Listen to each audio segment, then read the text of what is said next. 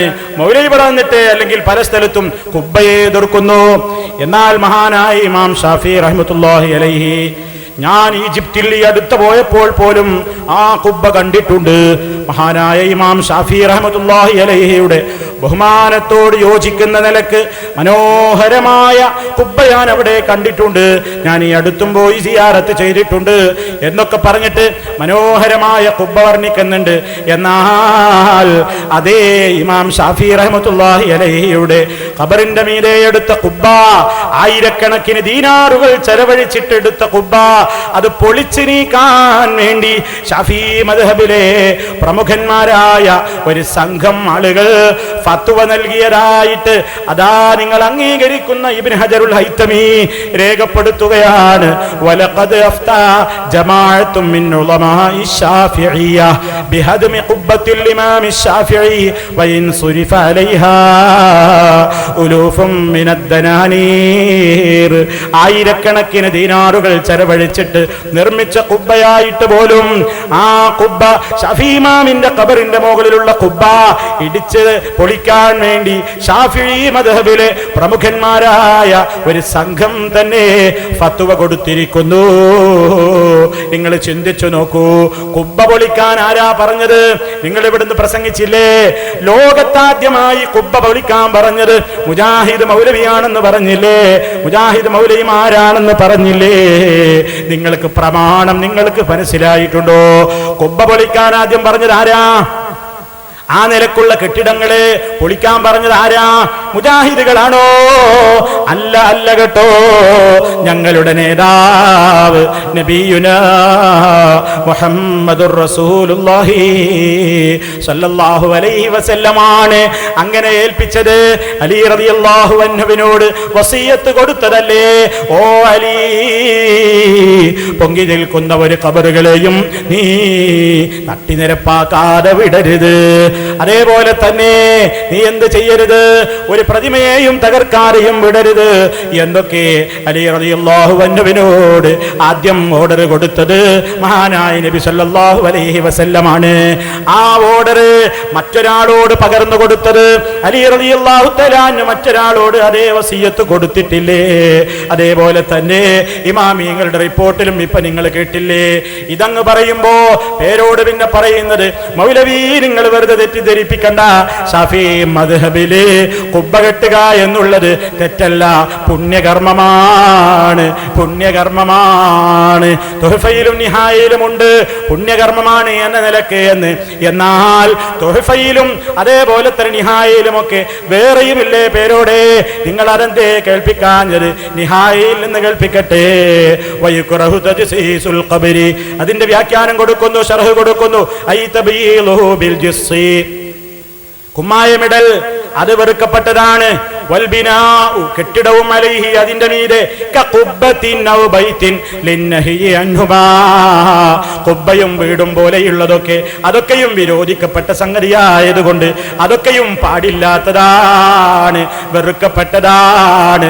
നിങ്ങൾ തന്നെ പറഞ്ഞിട്ടില്ലേ വിരോധിക്കപ്പെട്ട സംഗതിക്കാ കറാഹത്ത് എന്ന് പറയാന്? നിങ്ങൾ എന്നെ ഈ പ്രസംഗത്തിൽ പറഞ്ഞിട്ടില്ലേ?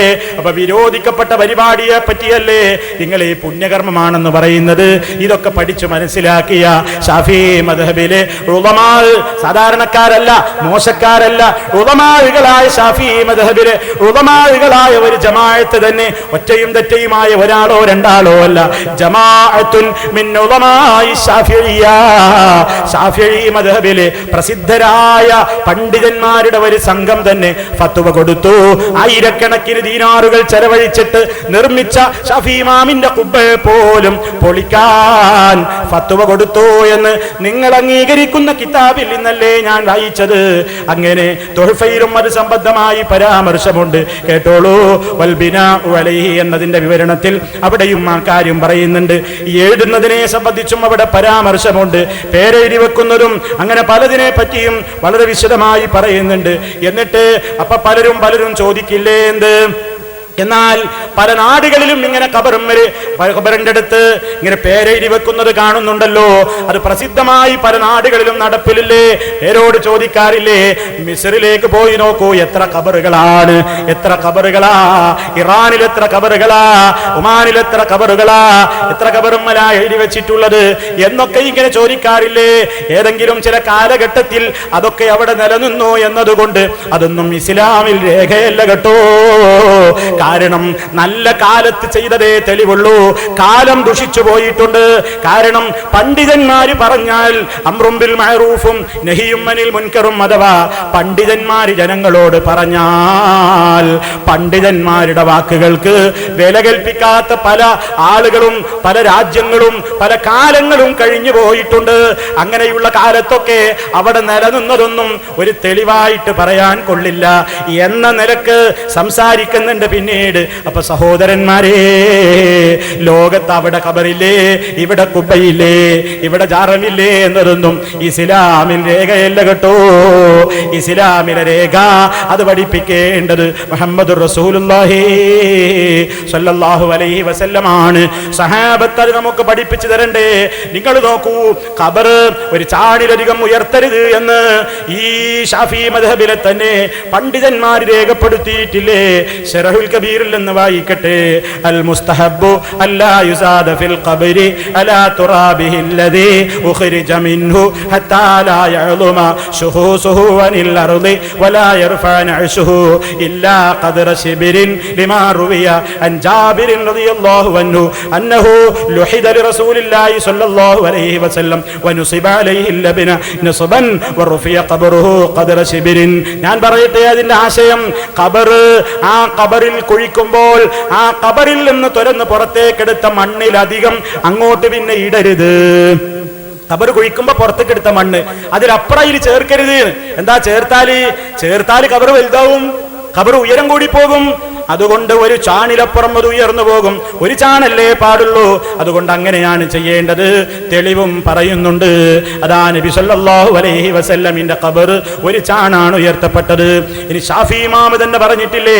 ഷാഫി ഇമാമിന്റെ ഗ്രന്ഥത്തിൽ നമുക്ക് കാണാം, വഉഹിബ്ബു, ഞാൻ ഇഷ്ടപ്പെടുന്നു, അല്ലാ യുസാദ ഫിൽ ഖബരി തുറാബും മിൻ ഗൈരിഹി വലൈസ ബിഅൻ യകൂന ഫീഹി തുറാബും മിൻ ഗൈരിഹി ബഅസുൻ ബിഅന്നഹു ഇദാ സീദ ഫീഹി തുറാബും മിൻ ഗൈരിഹി ഇർതഫഅ ജിദ്ദാ وإنما أحب أن يشخص على وجه الأرض شبرا أو نحوه وأحب أن لا يبنى ولا يجصص فإن ذلك يشبه الزينة والخيلاء وليس الموت موضع واحد منهما.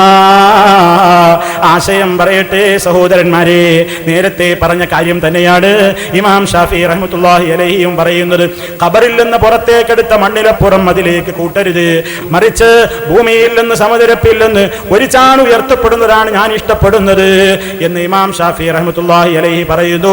അതിന്മേൽ എടുപ്പെടുക്കുന്നത് ഞാൻ ഇഷ്ടപ്പെടുന്നില്ല. അത് എടുപ്പെടുക്കപ്പെടാതിരിക്കണം എന്നാണ് ഞാൻ പറയുന്നത്. കുമ്മായമിടരുത് എന്നൊക്കെ പറഞ്ഞിട്ട് അതൊക്കെ അലങ്കാരത്തിന്റെയും താൻ പോരിമയുടെയും ലക്ഷണങ്ങളാണ്. മരണം അതിന്റെയൊന്നും സ്ഥലങ്ങളല്ലല്ലോ എന്ന് ഷാഫി ഇമാം രേഖപ്പെടുത്തുന്നു. ഇനിയും നോക്കൂ നിങ്ങൾ, ഹൈത്തമി നിങ്ങൾ അംഗീകരിക്കുന്ന പണ്ഡിതനല്ലേ? അദ്ദേഹത്തിന്റെ അസ്സബാജിർ എന്ന കിതാബിൽ പറയാണ്, ഹംബലി മദ്ഹബിലെ പണ്ഡിതന്മാര് പറഞ്ഞതായി അതിനെ സമ്മതിച്ചുകൊണ്ട് അദ്ദേഹം രേഖപ്പെടുത്തിയിട്ടുണ്ടെന്ന്. ഹറാമുകളിൽ, ഗൗരവതരമായ ഹറാമുകളിൽ പെട്ടതാണ്, ശിർക്കിന്റെ കാരണങ്ങളിൽ പെട്ടതാണ് ഖബറുകളുടെ സമീപം നിസ്കരിക്കലും ഖബറുകളെ പള്ളികളാക്കലും അതിന്മേൽ എടുപ്പെടുക്കലുമൊക്കെ. അത് വെറുക്കപ്പെട്ട സംഗതിയാണ് എന്ന് പറയുമ്പോൾ അതൊരു കൊച്ചു കറാഹത്താണ് വിചാരിച്ചു പോകരുത്. കാരണം അല്ലാഹുവിന്റെ റസൂലിൽ നിന്ന് വളരെ കൃത്യമായി ചെയ്യുന്ന ആളുകളെ ശപിച്ചുകൊണ്ട് പറഞ്ഞിട്ടുള്ള ഒരു കാര്യം പണ്ഡിതന്മാര് പിന്നെ ഒരു കേവലം ചെറിയ തെറ്റാക്കി പറയുമെന്ന് വിചാരിക്കപ്പെടാൻ പാടില്ലല്ലോ.